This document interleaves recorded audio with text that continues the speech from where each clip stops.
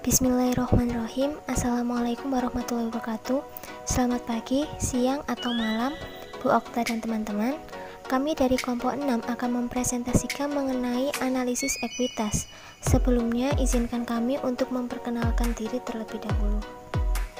Perkenalkan, nama saya Delia Safira, NIM 1908110301117. Saya Nurul Hidayah dengan NIM 190810301125. Saya Trinanda Yunita Putri dengan NIM 190810301109. Dalam bab analisis ekuitas ini mencakup 3 subbab, yaitu persistensi laba, valuasi berbasis laba, dan untuk subbab ketiga yaitu kekuatan laba dan perkiraan untuk tujuan valuasi. Untuk subbab pertama akan dipaparkan oleh teman saya. Yang pertama, saya akan menjelaskan mengenai persistensi laba. Menurut Wijayanti, persistensi laba adalah laba yang dapat mencerminkan kelanjutan laba di masa depan yang ditentukan oleh komponen akrual dan aliran kasnya. Persistensi laba didefinisikan mencakup stabilitas, prediktabilitas, variabilitas, dan tren dalam laba. Analisis ini membantu kita dalam menghasilkan perakiraan yang dapat diandalkan atas valuasi kemampuan menghasilkan laba dari suatu perusahaan. Penyusunan ulang dan penyesuaian laba. Salah satu tugas dalam analisis ekuitas adalah menyusun ulang laba dan komponen laba sehingga elemen yang stabil, normal, dan berlanjut terkait laba dapat dipisahkan dan dibedakan dari elemen yang acak, tidak teratur, tidak biasa, dan tidak berulang. Analisis hasil operasi untuk menyusun dan menyesuaikan laba membutuhkan informasi yang relevan dan andal. Sumber utama informasi ini antara lain, yang pertama yaitu laporan laba rugi, yang mencakup pendapatan dari operasi yang dilanjutkan, pendapatan dari operasi yang tidak dilanjutkan, keuntungan dan kerugian luar biasa, serta dampak kumulatif dari perubahan pada prinsip-prinsip akuntansi. Yang kedua yaitu laporan keuangan lainnya dan catatan atas laporan keuangan. Dan yang terakhir yaitu diskusi dan analisis manajemen. Selanjutnya yaitu penyusunan ulang laba dan komponen laba. Penyusunan ulang bertujuan untuk menyusun kembali komponen laba guna menyajikan klasifikasi yang lebih berarti dan format yang relevan untuk analisis. Komponen dapat disusun ulang, dibagi, diatur, atau dihilangkan pengaruh pajaknya, tetapi totalnya harus direkonsiliasi terhadap laba bersih untuk tiap periode. Perlakuan yang sama diterapkan pada komponen seperti ekuitas dalam laba rugi anak perusahaan yang belum direkonsiliasi. Komponen yang dilaporkan setelah pajak harus dikeluarkan bersamaan dengan dampak pajak mereka jika diklasifikasi ulang terpisah dari laba operasi yang berlanjut. Selanjutnya mengenai penyesuaian laba dan komponen laba. Proses penyesuaian menggunakan data dari laporan laba rugi yang disusun ulang dan informasi lainnya yang tersedia untuk menetapkan komponen laba pada periode di mana komponen laba seharusnya dilaporkan. Untuk perubahan prinsip atau estimasi akuntansi, seluruh jumlah tahun yang dianalisis harus disesuaikan dalam basis yang dapat dibandingkan. Sebelum menilai daya tahan laba, kita perlu memperoleh angka laporan keuangan dengan beberapa penyesuaian. Seluruh komponen laba harus dipertimbangkan jika kita telah menetapkan bahwa suatu komponen akan dikeluarkan dari periode pelaporannya. Komponen tersebut dapat dipindahkan pada hasil operasi periode-periode sebelumnya dan disebar sepanjang periode-periode yang telah dianalisis. Meskipun penyebarannya dapat membantu dalam penentuan kekuatan laba, hal ini tidak membantu dalam penentuan tren laba. Selanjutnya yaitu determinan persistensi laba.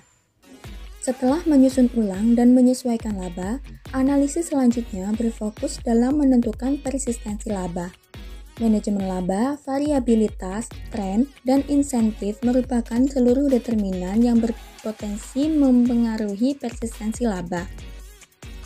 Yang pertama yaitu tren dan persistensi laba. Tren laba dapat dinilai melalui metode statistik atau dengan laporan tren. Tren laba seringkali mengungkapkan petunjuk mengenai kinerja perusahaan saat ini dan masa depan, serta menilai kualitas manajemen. Selanjutnya yaitu manajemen laba dan persistensi. Tujuan utama dari manajemen laba adalah menurunkan variabilitas laba ke dalam beberapa periode melalui pemindahan laba antara periode yang baik dan periode yang buruk, antara periode saat ini dan periode mendatang, atau melalui berbagai kombinasi lainnya. Manajemen laba dapat dilakukan dalam berbagai bentuk, namun bentuk manajemen laba yang harus diwaspadai antara lain, yang pertama, perubahan metode atau asumsi akuntansi. Yang kedua, menghapus keuntungan dan kerugian luar biasa dan tidak biasa. Praktik ini menghapus dampak laba luar biasa dan laba yang tidak diperkirakan yang dapat berpengaruh buruk pada tren laba. Yang ketiga, big bet. Teknik ini mengakui beban periode masa depan pada masa kini jika kinerja periode masa kini sangat buruk. Praktik ini menghindari pengeluaran beban masa depan yang dapat mengurangi laba. Selanjutnya yaitu write-down, yaitu penurunan atas aset operasi seperti pabrik dan peralatan dan aktiva tak berwujud seperti goodwill saat hasil operasi sedang buruk, merupakan alat manajemen laba lainnya. Yang terakhir yaitu menentukan waktu pengakuan pendapatan dan beban. Teknik ini mengatur waktu pengakuan pendapatan dan beban untuk melakukan manajemen laba, termasuk manajemen tren. Determinan yang berpotensi mempengaruhi persistensi laba yang terakhir yaitu insentif manajemen. Analisis harus mengakui insentif bagi manajer terkait dengan laba. Manajemen laba seringkali awalnya dicapai dengan pelaporan laba yang terlalu rendah. Hal ini menciptakan cadangan untuk dapat digunakan pada periode dengan laba rendah di masa depan. Dengan adanya insentif kinerja bagi manajer dan penggunaan angka akuntansi untuk mengendalikan dan mengawasi kinerja mereka, analisis harus menyadari adanya potensi manajemen laba dan bahkan salah saji. Analisis harus mampu mengenali perusahaan yang memiliki dorongan kuat untuk melakukan manajemen laba, dan kemudian meneliti praktik akuntansi perusahaan untuk memastikan integritas laporan keuangan. Materi selanjutnya yaitu persistensi dan pos sementara dalam laba. Penyusunan ulang dan penyesuaian laba untuk penelitian ekuitas bergantung pada pemisahan komponen laba yang stabil dan bertahan dengan komponen acak sementara. Bagian penting dalam analisis adalah menilai daya tahan komponen keuntungan dan kerugian dalam laba. Tujuan analisis dan interpretasi pos luar biasa adalah yang pertama, menentukan apakah suatu pos bersifat sementara atau tidak bertahan. Proses ini melibatkan penilaian apakah pos tersebut tidak biasa, bukan pos operasi, atau tidak berulang. Yang kedua, menentukan penyesuaian yang diperlukan setelah mengetahui penilaian daya tahan. Seringkali diperlukan penyesuaian khusus untuk evaluasi maupun perkiraan laba. Menentukan persistensi suatu pos. Adanya insentif bagi manajer terkait dengan pelaporan pos sementara membuat kita harus melakukan evaluasi independen mengenai apakah suatu keuntungan atau kerugian bersifat sementara terlebih dahulu. Kemudian juga harus ditentukan bagaimana menyesuaikan pos-pos tersebut. Untuk tujuan ini, pos tersebut dibagi dalam dua kategori besar, yaitu operasi yang tidak berulang dan non-operasi yang tidak berulang. Keuntungan dan kerugian operasi tidak berulang berkaitan dengan aktivitas operasi, tetapi jarang terjadi atau tidak dapat diprediksi. Analisis keuntungan dan kerugian operasi yang tidak berulang ini harus mengakui sifat jarang terjadi dan pola berulangnya. Analisis atas pos operasi yang tidak berulang tidak secara langsung mengikuti aturan secara mekanis. Kita harus melakukan peninjauan ulang informasi, di mana peninjauan ini mempengaruhi penyusunan ulang, penyesuaian, dan perkiraan laba. Yang kedua, yaitu keuntungan dan kerugian non-operasi yang tidak berulang. Pos ini tidak berulang dan tidak dapat diprediksi dan terjadi di luar operasi normal. Kejadian yang menyebabkan pos ini biasanya tidak berhubungan, tidak diinginkan, dan tidak direncanakan, namun tidak selalu seluruhnya tidak diharapkan. Kejadian unik sangat jarang ditemukan. Yang sering terlihat unik adalah gejala terkait risiko baru yang mempengaruhi kekuatan laba dan operasi di masa depan. Tanpa bukti yang menyatakan sebaliknya, pos ini dianggap luar biasa dan dikeluarkan dari hasil operasi 1 tahun tertentu. Penyesuaian terhadap pos luar biasa yang mencerminkan persistensi laba. Langkah kedua dalam menganalisis pos sementara adalah mempertimbangkan dampaknya terhadap sumber daya perusahaan dan evaluasi manajemen. Yang pertama, dampak pos sementara terhadap sumber daya perusahaan. Keuntungan atau kerugian akan menaikkan atau menurunkan sumber daya. Karena pengembalian investasi modal mengukur hubungan laba bersih terhadap sumber daya, keuntungan atau kerugian sementara mempengaruhi pengukuran ini. Semakin besar pos sementara, maka semakin besar pula dampaknya terhadap pengembalian. Dalam prediksi profitabilitas dan pengembalian investasi, analis harus mempertimbangkan dampak pencatatan pos sementara dan kemungkinan kejadian masa depan yang menyebabkan pos sementara. Yang kedua, dampak pos sementara dalam evaluasi manajemen. Salah satu implikasi yang sering dikaitkan dengan keuntungan dan kerugian sementara ialah kurangnya keterkaitan mereka dengan aktivitas usaha normal. Karenanya, pos ini jarang digunakan untuk mengevaluasi kinerja manajemen. Baik, saya akan menjelaskan mengenai valuasi ekuitas berbasis laba. Sebelumnya, kita harus mengetahui apa sih itu valuasi. Jadi, valuasi adalah nilai ekonomi yang dimiliki suatu bisnis atau perusahaan dan berpeluang untuk berkembang pesat. Valuasi dapat digunakan untuk yang pertama mempermudah pengambilan keputusan yang berkaitan dengan sekuritas, yang kedua mengestimasi nilai perusahaan guna keputusan kredit dan kombinasi bisnis, yang ketiga menentukan harga penawaran saham. Valuasi ekuitas perusahaan tergantung pada metode diskonto arus kas atau diskon cash flow, sehingga berdasarkan hal tersebut nilai ekuitas suatu perusahaan dihitung didasarkan pada perkiraan arus kas yang tersedia bagi ekuitas perusahaan. Adapun hubungan antara harga saham dan data akuntansi. Model valuasi ekuitas berbasis informasi akuntansi dapat dinyatakan dalam bentuk VT sama dengan PVT ditambah E buka kurung RIT plus 1 tutup kurung per buka kurung 1 plus K tutup kurung pangkat 1 ditambah E buka kurung RIT plus 2 tutup kurung per buka kurung 1 plus K tutup kurung pangkat 2 ditambah E buka kurung RIT ditambah 3 tutup kurung per buka kurung 1 ditambah K tutup kurung pangkat 3 ditambah seterusnya. Keterangan BVT adalah nilai buku pada akhir periode T, RIT plus N adalah laba residu pada periode T ditambah N, kemudian K adalah biaya modal. Dari model tersebut menunjukkan pentingnya profitabilitas dalam mengestimasi nilai suatu perusahaan, yakni dengan menggunakan estimasi laba bersih dan nilai buku di masa mendatang. Estimasi yang akurat atas ukuran ini hanya dapat dibuat setelah mempertimbangkan kualitas dan persistensi laba perusahaan serta kekuatan menghasilkan laba. Namun, ada kelemahan yang menyertai metode penilaian berbasis akuntansi ini, yakni adanya kemungkinan manipulasi dan distorsi laba oleh manajemen dengan tujuan dan kepentingan pribadinya. Kemudian akan saya jelaskan melalui ilustrasi. Jadi ada dua perusahaan yang identik dengan menggunakan metode yang sama. Diperkirakan akan melaporkan laba sebesar 20 juta dolar. Pada tahun ke-0, setiap perusahaan memiliki nilai buku sebesar 40 juta dolar. Selama tahun berjalan, terjadi pengeluaran kas sebesar 10 juta dolar.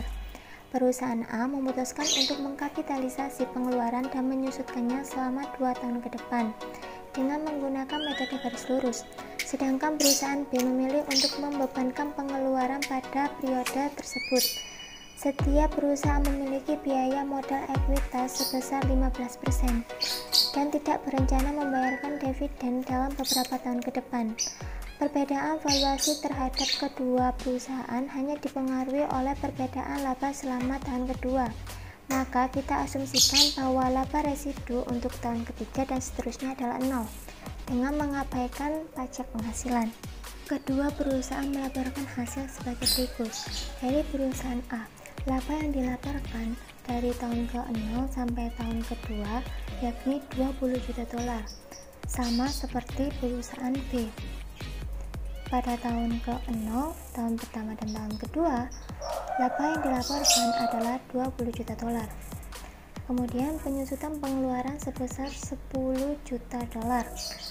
Tadi perusahaan A memilih untuk mengkapitalisasi pengeluaran dan menyusutkannya selama 2 tahun ke depan dengan menggunakan metode garis lurus, sehingga pada tahun ke-0 tidak terjadi pengeluaran, namun pada tahun pertama dan tahun kedua terjadi pengeluaran sebesar 5 juta dolar. Namun perusahaan B dalam penyusunan pengeluaran sebesar 10 juta dolar tadi memilih untuk membebankan pengeluaran pada periode tersebut, sehingga pengeluaran hanya dibebankan pada tahun ke-0, yakni 10 juta dolar. Pada tahun pertama dan tahun kedua tidak terjadi pengeluaran, sehingga laba neto untuk perusahaan A pada tahun ke-0 adalah 20 juta dolar, tahun pertama adalah 15 juta dolar, tahun kedua adalah 15 juta dolar. Kemudian untuk nilai buku akhir tahun perusahaan A, tadi sudah dikatakan dalam ilustrasi bahwa setiap perusahaan memiliki nilai buku sebesar 40 juta dolar, sehingga 40 juta dolar ditambah dengan laba neto tahun ke-0 yakni 20 juta dolar yang menghasilkan nilai buku pada akhir tahun ke-0 adalah 60 juta dolar. Untuk nilai buku pada akhir tahun pertama yakni 75 juta dolar yang merupakan hasil dari penjumlahan antara laba neto pada tahun pertama yakni 15 juta dolar ditambah dengan nilai buku pada akhir tahun ke-0 yakni 60 juta dolar. Begitu juga pada tahun kedua, nilai buku pada akhir tahun kedua yakni 90 juta dolar yang merupakan hasil penjumlahan dari laba neto pada tahun kedua yakni 15 juta dolar ditambah dengan 75 juta dolar. Untuk laba neto perusahaan B pada tahun ke-0 adalah 10 juta dolar, tahun pertama adalah 20 juta dolar, tahun kedua adalah 20 juta dolar.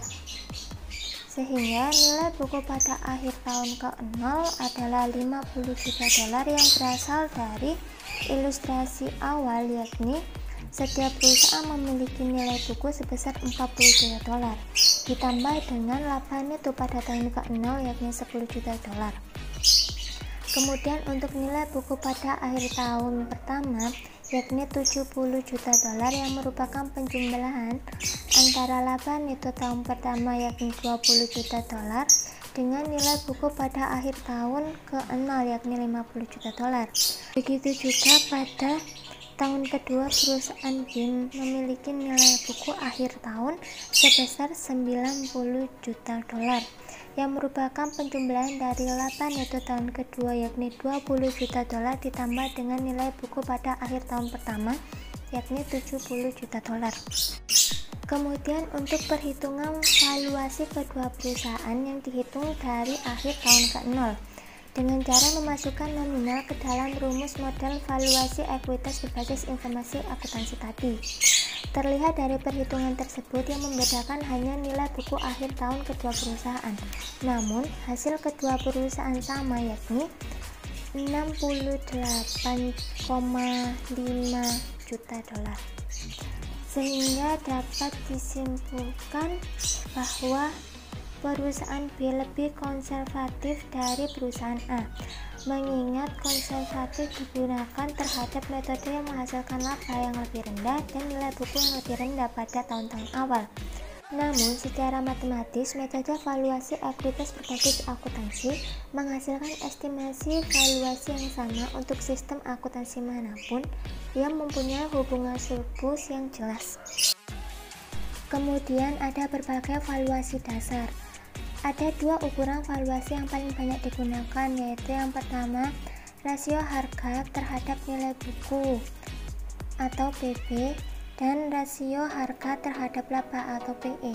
Dengan membandingkan kedua rasio dasar ini dengan angka implisit pada harga saham saat ini, kita dapat mengevaluasi keuntungan investasi suatu perusahaan publik yang sahamnya diperdagangkan. Untuk perusahaan-perusahaan yang sahamnya tidak diperdagangkan secara aktif di pasar, rasio dasar digunakan sebagai sarana mengestimasi nilai ekuitas. Adapun rasio yang pertama yaitu rasio harga terhadap nilai buku atau price to book ratio atau PB. yang dirumuskan sebagai berikut. VT per BVT sama dengan 1 ditambah rho C T plus 1 dikurangi K per buka kurung 1 ditambah K tutup kurung ditambah rho C T tambah 2 dikurang K per buka kurung 1 ditambah K tutup kurung pangkat 2 ditambah rho C T ditambah 3 dikurangi K per buka kurung 1 ditambah K tutup kurung pangkat 3 dikali BVT plus 2 per BVT. Rumus ini berasal dari pergantian persamaan berbasis akuntansi untuk nilai ekuitas pada posisi pembilang.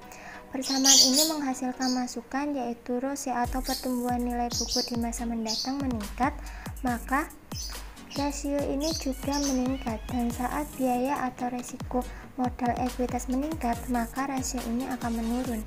Namun, perlu diperhatikan apabila rasio ini tidak sama dengan 1,0 saat pasar mengekspektasikan laba residual, baik itu positif maupun negatif di masa mendatang. Jika nilai sekarang dari laba residual di masa mendatang positif, maka PB lebih besar dari 1,0 dan berlaku sebaliknya. Rasio yang kedua yaitu rasio harga terhadap laba atau price to earning atau PE yang dirumuskan sebagai P0 per EPS 1 sama dengan 1 per K dikali STG dikurangi LTG per K dikurangi LTG. Rumus ini ditulis sebagai fungsi pertumbuhan jangka pendek atau short term growth yang disingkat STG dan pertumbuhan jangka panjang atau long term growth atau bisa disingkat sebagai LTG atas laba per saham atau earning per share disingkat sebagai EPS yang merupakan temuan dari Olson dan Journal Neuron pada tahun 2000. Sama seperti persamaan dari rasio PB, rasio PE ini menghasilkan dua masukan, yaitu rasio ini memiliki hubungan terbalik terhadap biaya modal, yakni semakin rendah rasio ini maka semakin tinggi biaya modal, dan berlaku sebaliknya. Masukan kedua yaitu rasio ini memiliki hubungan positif dengan ekspektasi pertumbuhan laba bersaham secara relatif terhadap pertumbuhan normal. Pertumbuhan normal yang dimaksud yaitu STG lebih besar dari LTG dan LTG lebih kecil dari K kuadrat. Adapun kasus khusus di mana ekspektasi pertumbuhan jangka panjang pada laba bersaham secara relatif terhadap laba bersaham normal diekspektasikan cenderung konstan pada tingkat yang sama, misalnya LTG sama dengan 0, maka rasio akan berkurang dan menjadi P per EPS sama dengan STG per K kuadrat. Kemudian ada ilustrasi valuasi berbasis laba.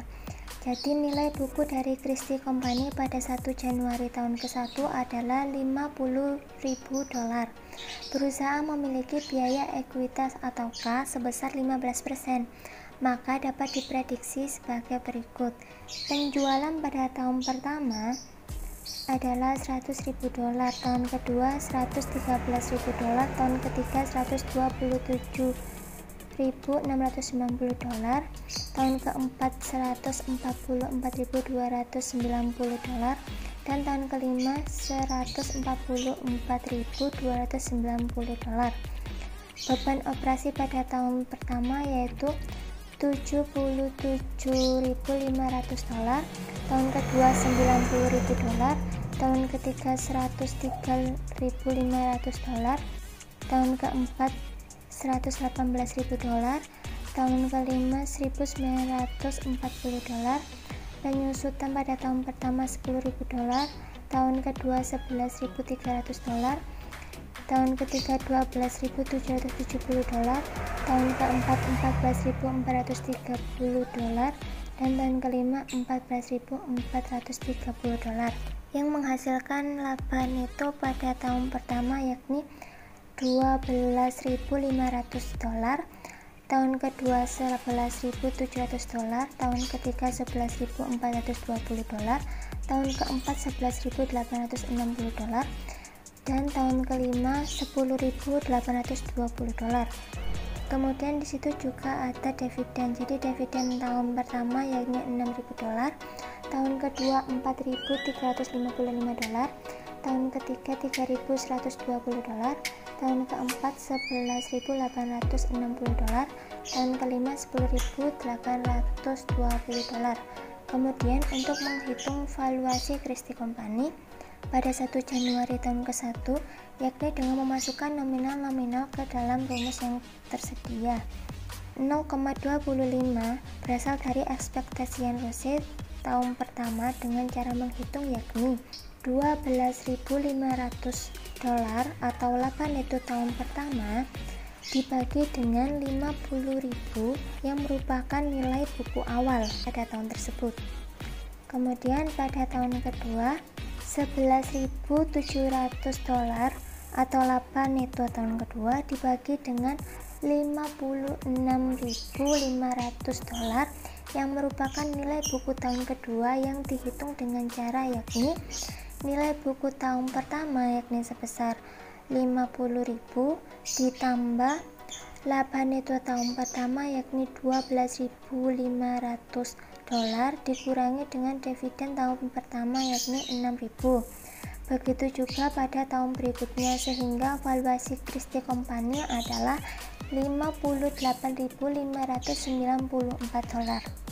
Ada 4 hasil dari perhitungan valuasi pada ilustrasi sebelumnya yakni yang pertama, rasio harga terhadap nilai buku atau price to book ratio atau PP. Pada 1 Januari tahun ke-1 saham Christie seharusnya dijual pada rasio 1,17. Rasio ini didapatkan dengan cara membagi hasil valuasi yakni $58.594 dengan nilai buku awal yakni $50.000. Yang kedua, ekspektasian Rose sama dengan 15% untuk tahun kelima dan seterusnya. Hasil tahun ini tidak mengubah nilai perusahaan yaitu laba residual sama dengan 0 untuk tahun tersebut. Yang ketiga, rasio harga terhadap laba atau price to earning ratio atau PE pada 1 Januari tahun ke-1, PE tidak dapat dihitung karena tidak ada data sebelumnya. Namun, pada 1 Januari tahun kedua dapat dihitung dan menghasilkan rasio sebesar 4,91. Yang keempat yaitu dividen untuk Christie Company berdasarkan estimasi valuasi yang disesuaikan menghasilkan nilai yakni $59.239 yang berasal dari perhitungan nilai buku awal yakni $50.000 ditambah dengan hasil perkalian antara nilai sekarang dari laba residual di masa mendatang dengan 1 ditambah K dibagi 2, yang mana lebih rincinya yaitu 1 ditambah 0,15 yang merupakan K atau biaya modal yang dibagi 2, kemudian dikali dengan $8.594 yang merupakan selisih dari hasil valuasi yakni $58.594 dikurangi dengan nilai buku awal yakni $50.000 sehingga menghasilkan nilai yakni $9.239. Yang pertama yaitu kekuatan laba. Kekuatan laba mengacu pada tingkat laba perusahaan yang diharapkan akan terjadi pada masa depan. Kekuatan laba dianggap sebagai faktor utama dalam valuasi perusahaan. Bagaimana mengukur kekuatan laba? Konsep kekuatan laba fokus pada stabilitas laba, persistensi laba, dan komponen laba. Perhitungan kekuatan laba itu memerlukan pengetahuan, pengalaman, pertimbangan, dan sudut pandang. Tentang waktu kekuatan laba, periode 1 tahun itu dianggap terlalu singkat dalam mengukur laba yang andal, karena aktivitas investasi dan pendanaan biasanya bersifat jangka panjang.